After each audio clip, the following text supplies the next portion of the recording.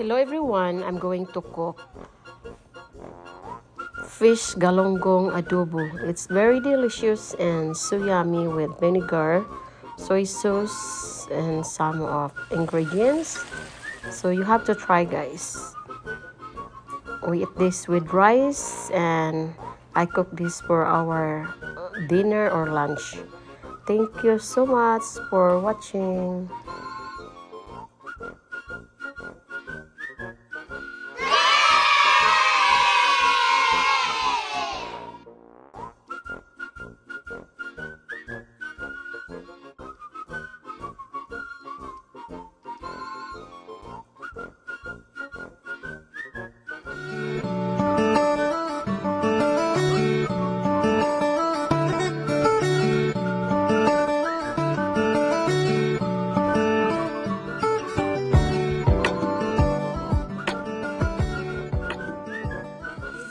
Good morning.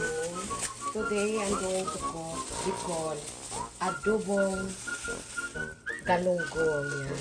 Ilagay lang natin sa guys. We have to put this small fish from ocean. So we have to put the fish on the frying pan. Yan. Let's start this, guys. Repeat lang until finish. So it's super yummy. This fish, you can fry it if you want, but I rather make adobo. Make some adobo. It's done. So add this bay leaves or laurel. 3 pieces, and then also onions. You have to slice a 1/2 onions.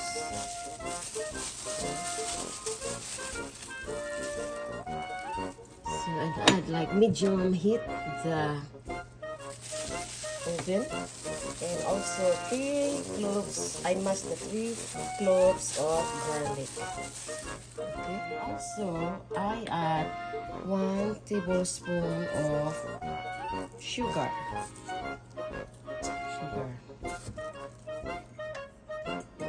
And this the 1 tablespoon of beef powder.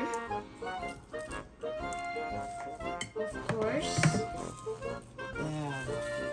black pepper. Here the black pepper, 1 tablespoon of soda black pepper.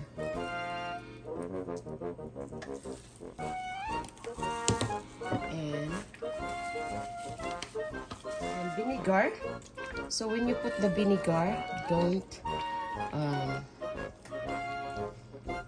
mix it. Do not mix it when you put the vinegar. Add this 1 cup of water. So there, guys.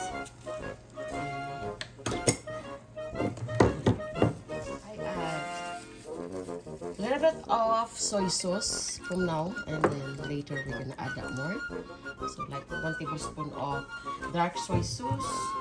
You have to simmer it until the fish is cooked and the sauce gets a little bit dry. So thank you so much for my YouTuber. Subscribe, likes, and leave comments. So see you later, guys.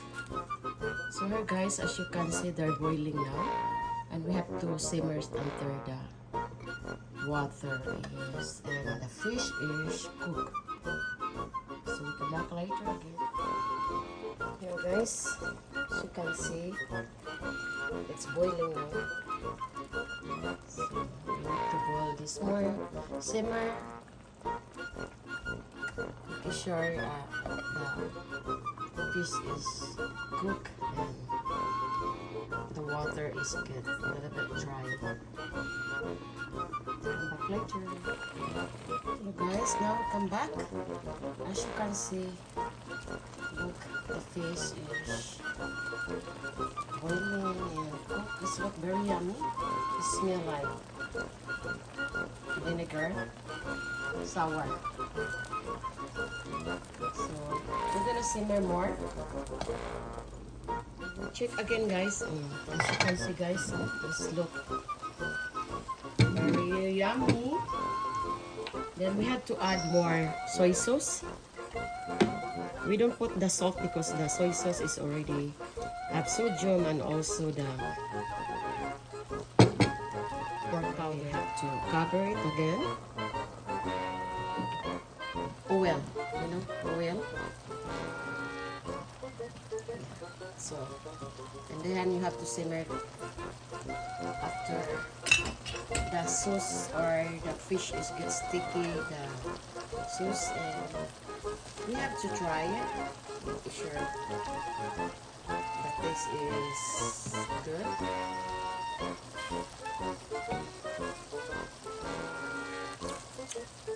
Perfect, guys. It's very delicious. So thank you so much for watching.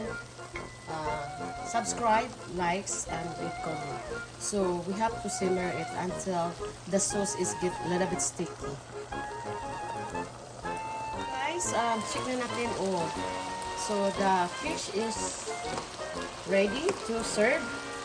So as you can see, guys, it's very delicious. No? It's very easy and to make it. So you have to try, guys. Any kinds of dish if you want. We call it Adobo fish Galonggong. So now we have to separate this in a clean plate. No?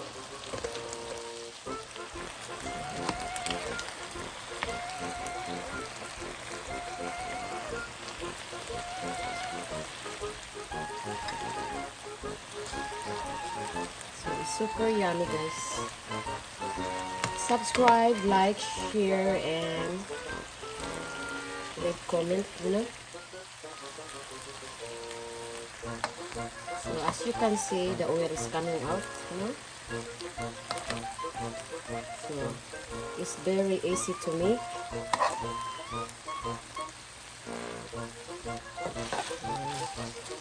It's very simple and very easy.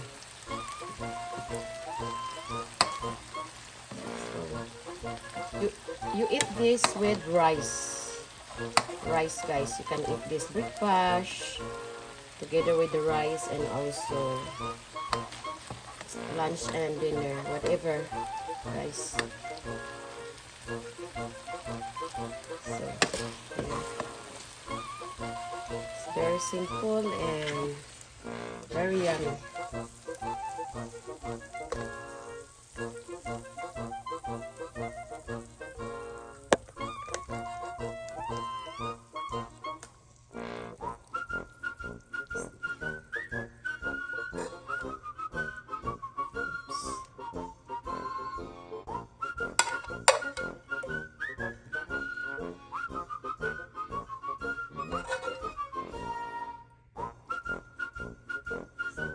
It's Galonggong.